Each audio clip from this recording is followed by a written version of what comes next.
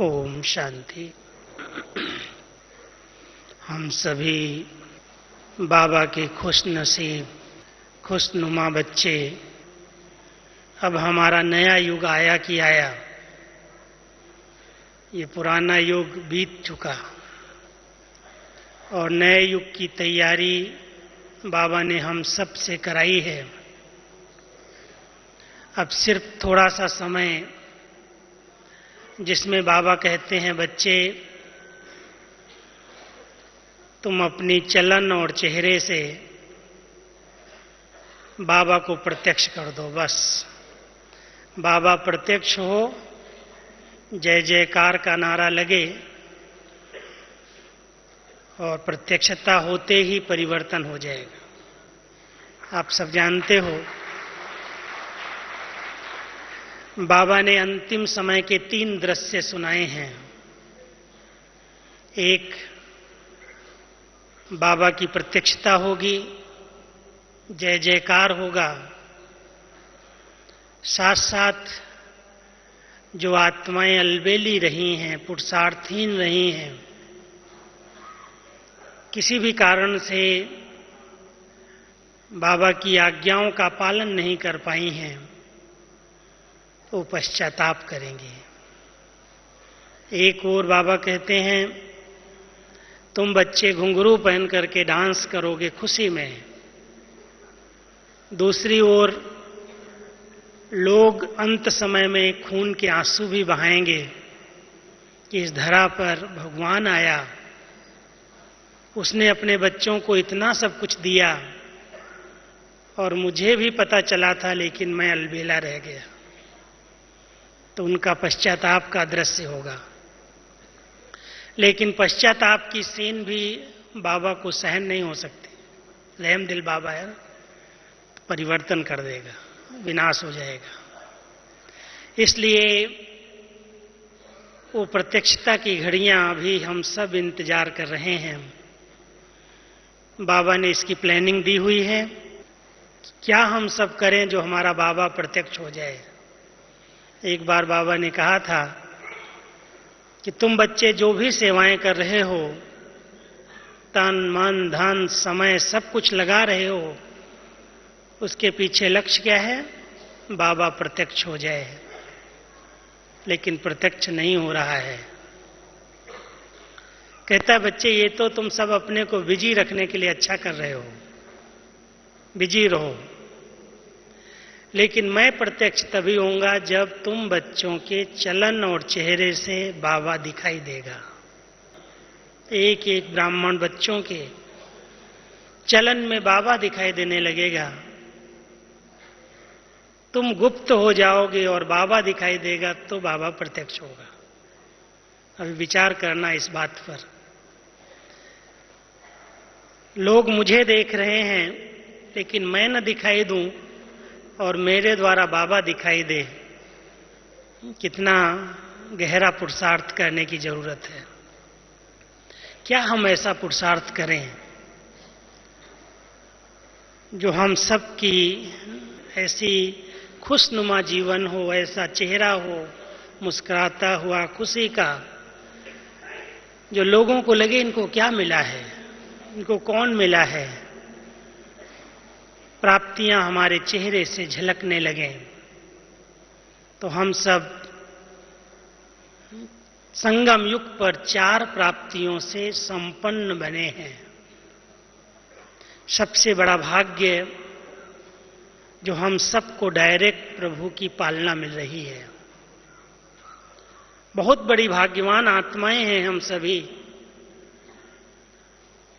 जो अव्यक्त वतन में होते हुए भी साकार ब्रह्मा के द्वारा 33 वर्ष तक बाबा ने अपना पाठ बजाया। अव्यक्त वतनवासी बनकर हम सबकी पालना कर रहे हैं, गाइड कर रहे हैं, शिक्षाएं दे रहे हैं।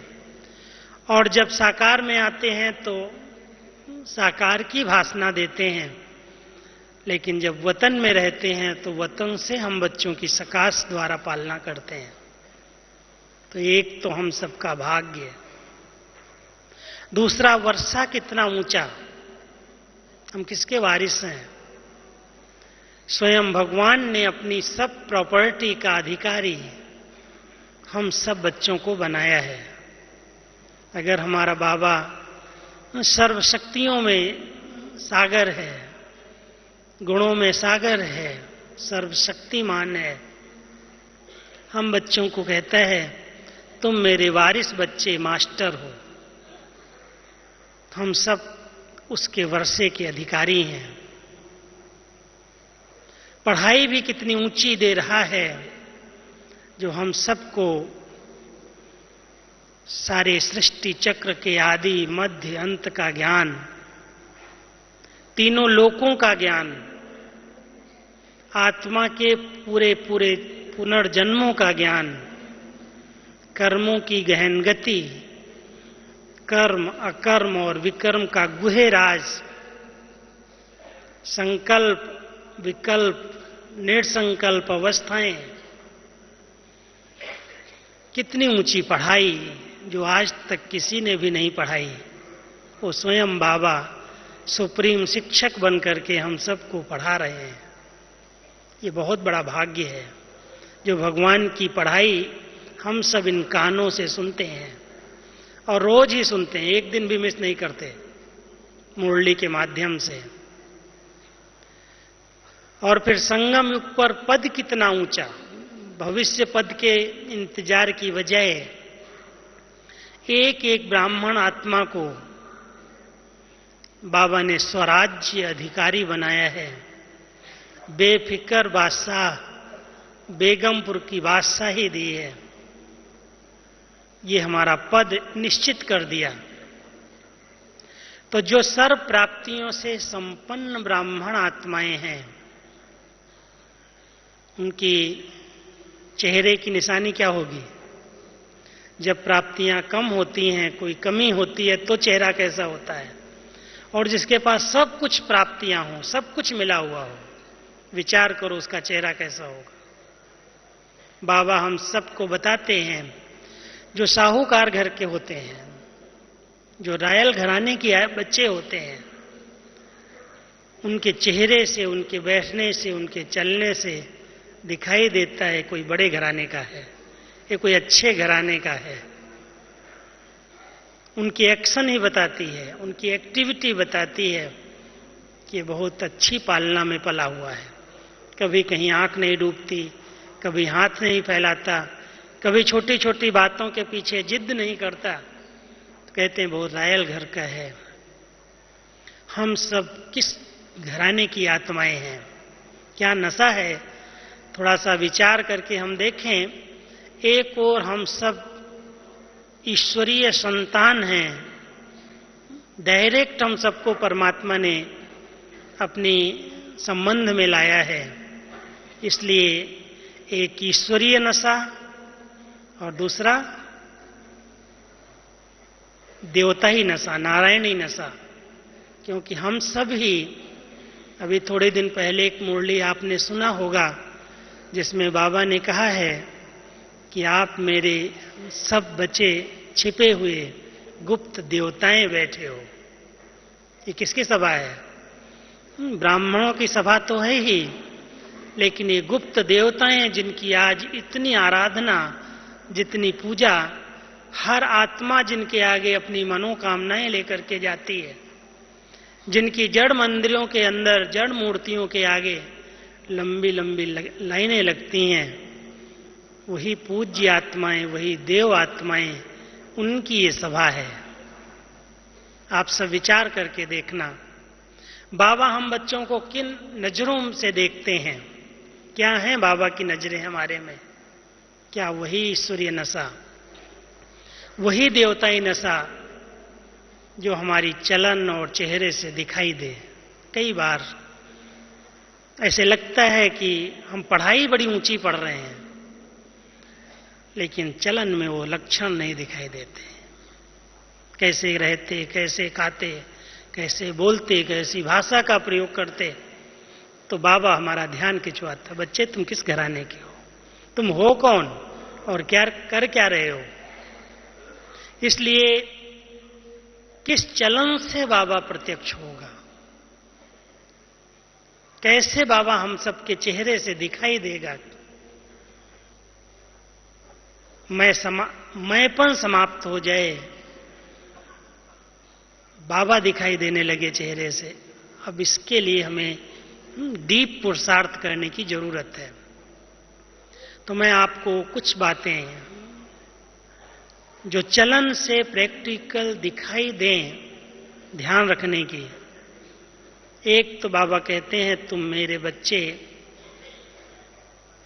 रायल घराने के हो, रायल कुल के हो, ईश्वरीय कुल के हो, देवताई कुल के हो। इसलिए रॉयल्टी क्या है? उस रॉयल्टी में रहना।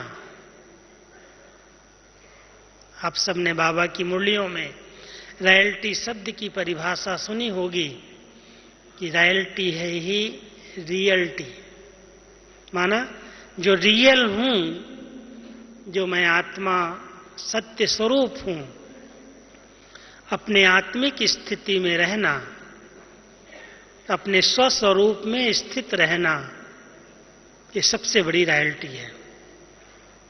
और जब ये रॉयल्टी जीवन में आ जाती है तो चलन में संपूर्ण सभ्यता दिखाई देती है, जिसको बाबा ने कहा है, ये मेरे बच्चे, रॉयल बच्चे, सभ्यता की देवी और सभ्यता के देवताएं हैं।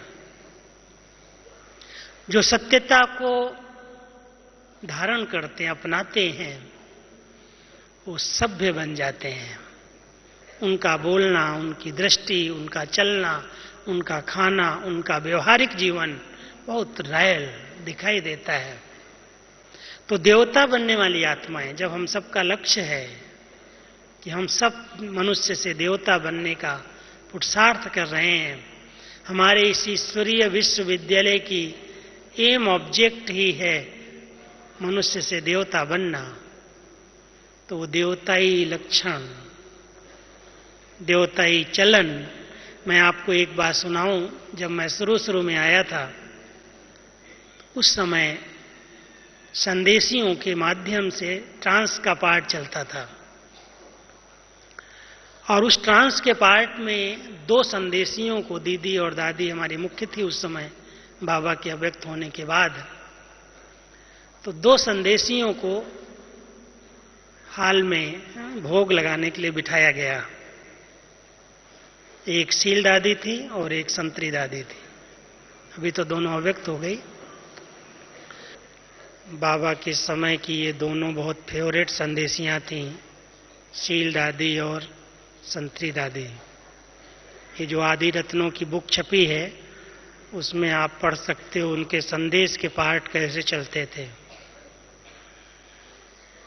तो एक में श्री लक्ष्मी और एक में श्री नारायण की आत्मा का आवाहन किया गया। दिवाली का दिन था, भोग लगाने के लिए दोनों संदेशियों को बिठाया दादी ने, दीदी ने।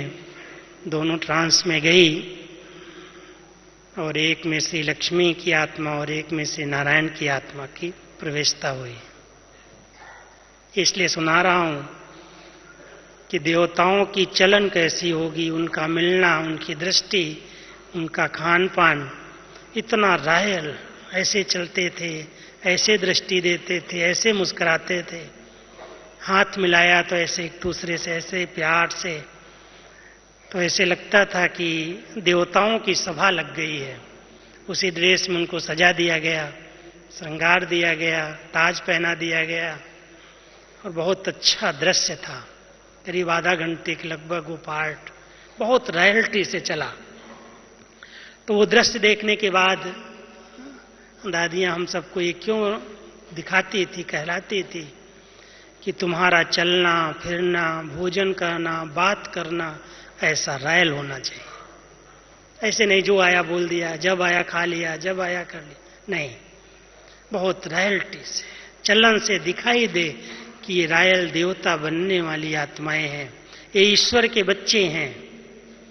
ऐसे नहीं थाली लेने के लिए जाओ तो झपटने लगो, भोजन में लाइन में एक दूसरे से धक्का देने लगो। बहुत रॉयल संस्कार, क्यों देवता बन रहे हैं।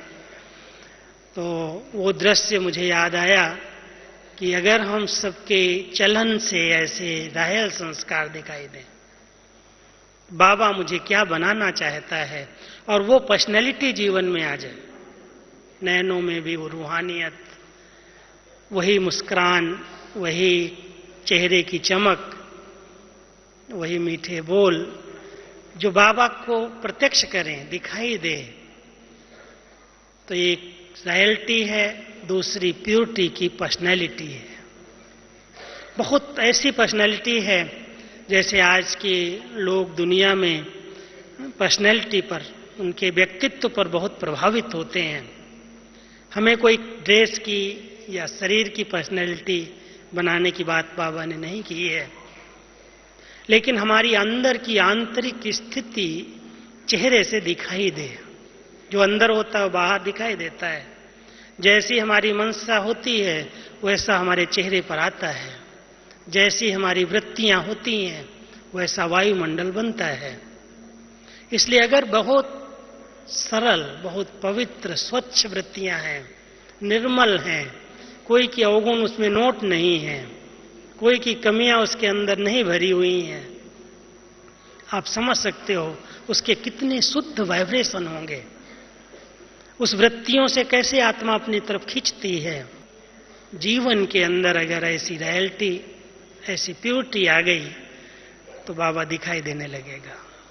और फिर चिंतन कैसा, कहते हैं चिंतन की धारा बदल दो तो जीवन बदल जाएगा।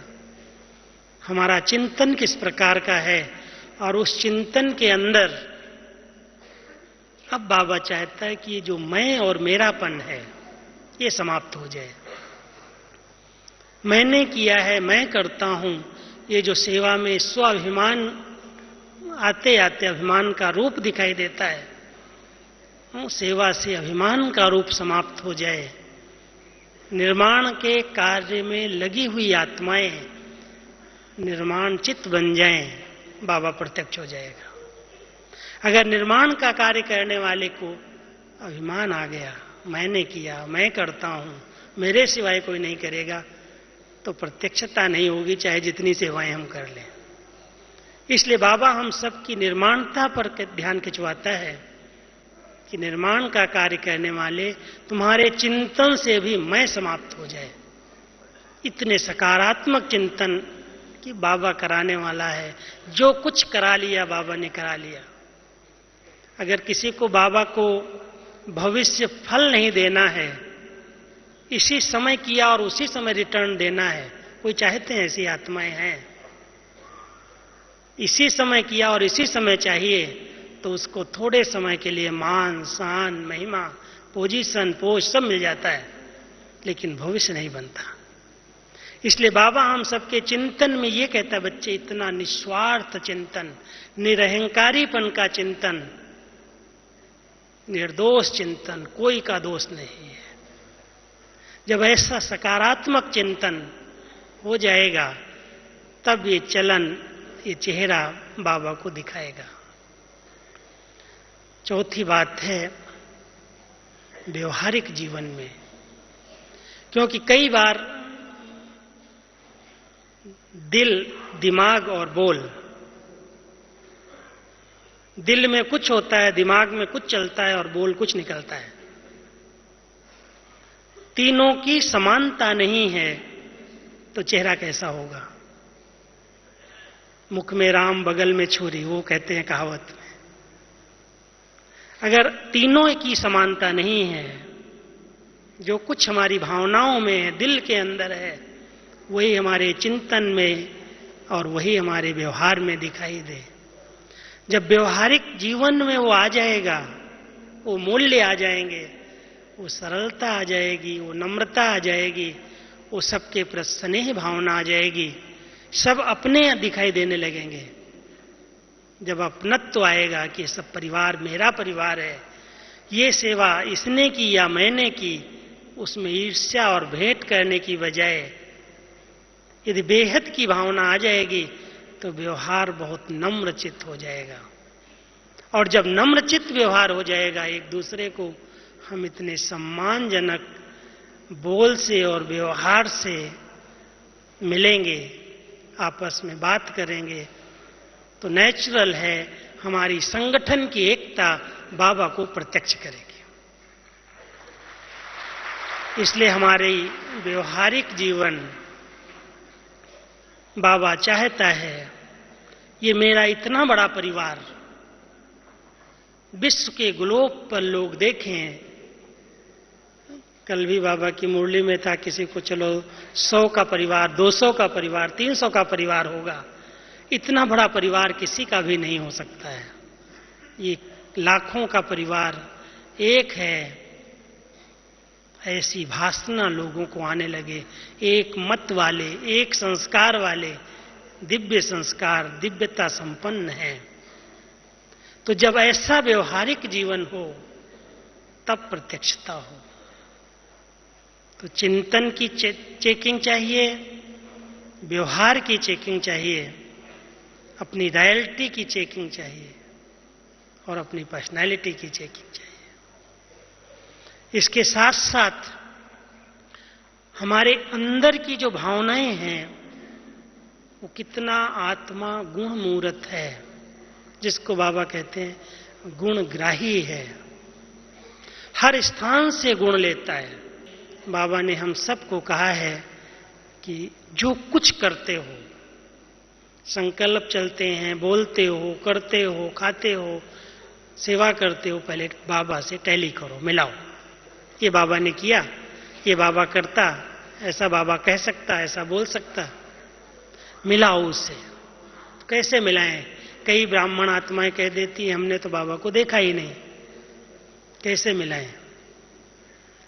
तो बाबा ने क्या क्या किया है प्रैक्टिकल में, हम सबको अव्यक्त रूप में बाबा ने सब कुछ सुना दिया कि बच्चे ब्रह्मा ने ये किया, ये किया, ये किया, ये किया। आप अगर वहां माउंट आबू में गुरु शिखर पर जाएंगे तो एक मंदिर है दत्तात्रेय का, ब्रह्मा बाबा को दत्तात्रेय भी कहते हैं, और उस दत्तात्रेय की विशेषता सुनाते हैं। वो हर चीज से गुण उठाता था,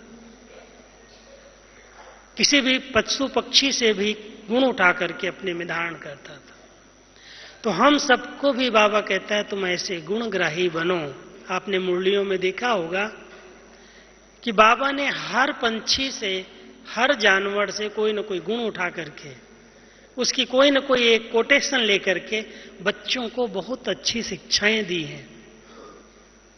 चाहे बाबा हम बच्चों को कई बार पपेट का मिसाल, तोते का मिसाल, कबूतर का मिसाल, कछुए का मिसाल, सर्प का मिसाल, कितने सारे मिसाल देता है, और हर एक की कोई ना कोई विशेषता सुना करके बच्चों को कहता है तुमको इतना भी अकल नहीं है क्या, ये ऐसा कर सकता, तुम नहीं कर सकते हो। कछुआ अपने अंगों को समेट लेता है, जब चलना होता है, जब कोई काम होता है तो बाहर निकालता है। तो तुम बच्चे भी कम से कम कर्म योगी आत्माएं, जब कर्म है तो कर्म करो, और जब कर्म नहीं है तो अपने सब ऑर्गन्स को समेट करके अंदर जा करके अंतर्मुखी बन करके मुझे याद करो। सेफ्टी के लिए साधन है।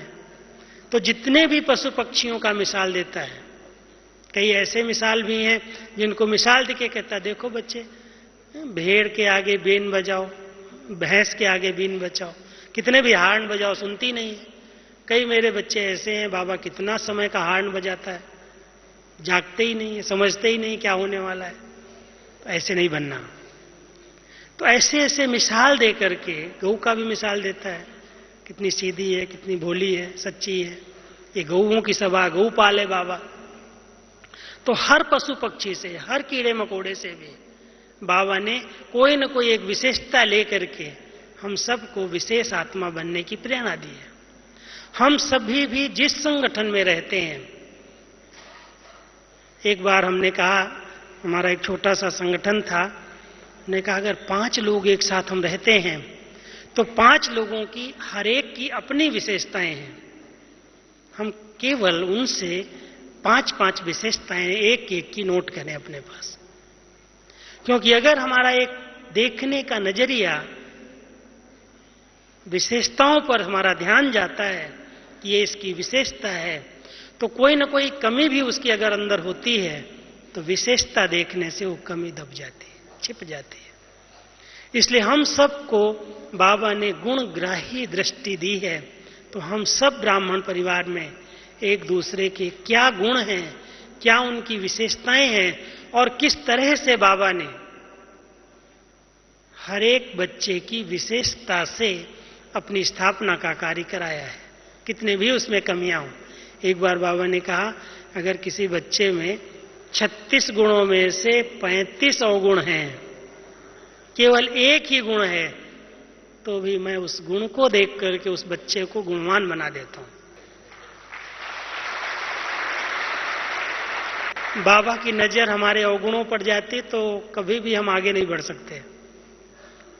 बाबा ने हमारे एक गुण को देखा, एक विशेषता को देखी और देख करके इतना बड़ा कार्य करा करके विश्व परिवर्तन के कार्य में निमित्त बनाया। तो हम सभी बाबा के बच्चे एक दूसरे की कोई न कोई ऐसी क्वालिटी, ऐसी विशेषता को देख करके, क्योंकि मुस्कुराना हम तभी सीख सकते हैं, एक दूसरे को देख करके मुस्कुराना तब आएगा जब उसकी विशेषताओं पर ध्यान जाएगा। अगर कमियां अंदर हैं, कोई को देखते ही उसकी कमियां याद आ जाती, उसकी बीती हुई बातें याद आ जाती, इसने मेरे साथ ऐसा किया था या इसने उसके साथ ऐसा किया था, तो आप सोच सकते हो उसको देख करके मुस्कुराएंगे, क्या होगा चेहरे पर, क्या होगा। इसलिए चेहरा मुस्कुराए, अंदर से आत्मा जब तक निर्दोष नहीं है, जब तक उसके अंदर हर आत्मा की विशेषताएं नोट नहीं है, तब तक मुस्कुराना संभव नहीं है। इसलिए हम सब अपनी आंतरिक स्थिति को जितना अच्छा बनाएंगे, जो कुछ हम सोच रहे हैं अंदर, जो हमारे दिल के अंदर भावनाएं हैं, उस चेहरे पर आ जाएं, दिखाई दे कि सचमुच ही हमारा परिवार है, हम सब एक परिवार के बच्चे एक बाबा से पढ़ रहे हैं। कहाँ कहाँ के बाबा ने चुन करके इकट्ठे करके एक ही माला में पिरोया है। अगर ऐसी भावनाएं आ जाती हैं तो हम एक दूसरे को देख करके मुस्कुरा भी सकते हैं, स्नेह की दृष्टि भी दे सकते हैं। बाबा कहता बोलो या न बोलो, सामने आएगा, उसको आपके वाइब्रेशन से कुछ न कुछ मिल जाए। तो हम सभी ये गिफ्ट एक दूसरे को दें, स्नेह की, अंदर के स्नेह की गिफ्ट अगर देंगे तो इस चेहरे से, इस चलन से मैं समझता हूँ बाबा प्रत्यक्ष होगा। और बाबा की अभी यही उम्मीद, यही चाहना है कि अब सब बच्चों की चलन ऐसी ईश्वरीय नशे वाली, अंदर के आंतरिक खुमारी वाली, चेहरे की 4 विशेषताएं बाबा हमेशा सुनाते हैं। चेहरा कैसा हो, एक तो मस्तक पर कोई भी तनाव के चिन्ह नहीं, मस्तक की लाइट हमेशा चमकती हुई, बिल्कुल शुभ चिंतक मणि जो आत्मा इस मस्तक में रहती है वो दिखाई दे, उसकी लाइट दिखाई दे। तो मस्तक से जब मस्तक मणि दिखाई देगी तो अनेक आत्माओं की चिंताएं दूर हो जाएंगी। अगर हम शुभ चिंतन में रहेंगे और शुभ चिंतक भावनाएं अंदर होंगी तो हमारे मस्तक की लाइट भी कई आत्माओं के चिंता को दूर करेगी। इसलिए पहले फेस में मस्तक है, दूसरे नयन है। नयनों की तो बहुत बड़ी विशेषता है और हम सब जानते हैं, कहते हैं नजर से निहाल कींदा स्वामी सतगुरु। स्वयं बाबा ने हम सबको अपनी नजरों से निहाल किया है। तो हम सब पर जैसे बाबा की नजर पड़ी तो उस नजर की क्या विशेषताएं हैं, उस नजर में इतनी शक्ति है, इतनी रूहानियत है, जो बाबा की नजर हमारे देह अभिमान को समाप्त कर देती है, हमारी जिस्मानियत को समाप्त कर देती है। इसलिए हम सबकी नजरों में अंदर की रूहानियत झलकने लगे, दिखाई दे चेहरे के नयनों से कितना रूहानी स्नेह है, किस नजर से ये आत्मा मुझे देखती है, वो स्नेह की झलक नजर से दिखाई दे, तब होठों पर मुस्कान आएगी और ये चेहरा मुस्कुराता हुआ दिखाई देगा। लोगों को लगेगा कि इसको कुछ प्राप्त हुआ है। गुस्सा करने वाला भी देख करके शांत शीतल हो जाएगा मुस्कुराते हुए फेस से। वो मुस्कुराना हमारा दादा हमें सिखाता था, विश्वरतन दादा, कि मुस्कुराना क्या होता है। बहुत मुस्कुराता था। और कभी भी दादा के सामने अगर कोई ने हंस दिया, जोर से हंस दिया, तो क्या कहता था? ये भी विकार है, ऐसे क्यों हंसते हो? जोर से हंसना भी इसके अंदर विकारों की वायु भरी हुई है, इसलिए मुस्कुराओ, मुस्कुराना सीखो, जोर से खिलखिला के हंसना नहीं। तो ऐसा प्यार से मुस्कुरा करके एक दूसरे से जब बात की जाती है तो लोगों को लगता है ये आत्माएं बिल्कुल अलग हैं, ये भिन्न हैं। यहां देख करके ही लोगों पर ये प्रभाव पड़ता है कि सचमुच इनको कुछ मिला है, तब इतनी दुनिया में तनाव के वातावरण में, दुख और अशांति के वातावरण में ये इतना मुस्कुरा सकते हैं। और चौथी चेहरे की विशेषता है मुख।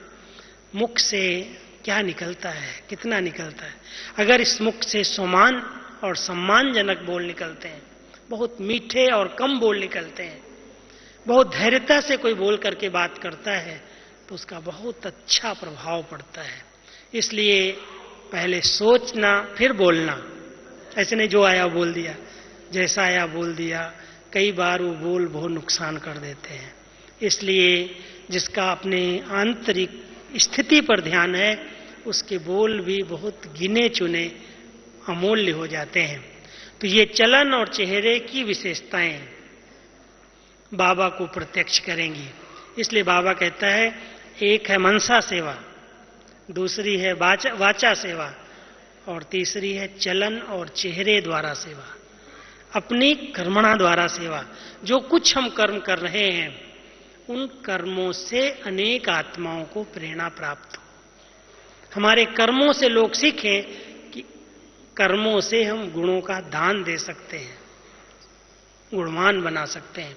तो हम सबको बाबा ने विशेष अंडरलाइन कराई है कि अगर बाबा को प्रत्यक्ष करना है तो मेरे हर एक ब्राह्मण बच्चे की बहुत रॉयल चलन होनी चाहिए। चलन में चरित्र भी है, व्यवहार भी है, चिंतन भी है, और चेहरे की सब आर्गन्स जो भी हैं उनके लिए तो कहा ही जाता है नयन कमल, मुख कमल, कमल की संज्ञा है। इतनी डिटैच स्थिति है, न्यारी और प्यारी स्थिति है। अगर हम उस न्यारी और प्यारी स्थिति में रहते हैं तो हम चेहरे द्वारा बाबा का साक्षात्कार करा सकते हैं। क्योंकि हम आप सब जानते हैं अंतिम समय में साक्षात्कार द्वारा ही प्रत्यक्षता होनी है, और साक्षात्कार उनका ही होगा जो दिव्य दर्शनीय मूर्त बने हैं। हम सब संगम पर दर्शनीय मूर्त बन जाएं। जैसे भक्ति के अंदर देवताओं के हर कर्म का दर्शन, अभी भगवान स्नान कर रहे हैं, अभी भगवान दातून कर रहे हैं, अभी भगवान सो रहे हैं, सोने का भी दर्शन, दातून का भी दर्शन, स्नान का भी दर्शन। जो बड़े बड़े मंदिर हैं वहां देवताओं के हर कर्म का दर्शन होता है। ऐसे दर्शनीय मूर्त बने कब है? वो यही संगम युग है। हम सभी ब्राह्मण आत्माएं संगम युग पर जो कर्म कर रही हैं, अगर उस कर्म में बाबा की याद समाई हुई है तो वो कर्म यादगार बन जाएगा और वही देवता बनेंगे। इसलिए बाबा कहता संगम युग पर जो कुछ कर्म कर रहे हो वो कर्म यादगार बनने वाला है, चेक करो। इसको लोग याद करेंगे, इसकी पूजा हो सकती है। तो हम संगम पर गायन योग्य, पूजन योग्य, सुमिरन योग्य बन रहे हैं। इसलिए हर संकल्प पर, हर बोल पर, हर कर्म पर अगर हमारा पूरा पूरा ध्यान है तो बाबा प्रत्यक्ष होगा। और वो साक्षात्कार नहीं, ट्रांस वाला नहीं। शुरू में जो ट्रांस के पार्ट चले हैं, वंडरफुल पार्ट, अंत में बाबा कहता वो साक्षात्कार नहीं, लेकिन आप मेरे बच्चे साक्षात रूप में ऐसे बन जाओगे। जो आपके नजरों के सामने आएगा वो अपनी नई दुनिया देखेगा, उसको नई दुनिया का साक्षात्कार हो जाएगा।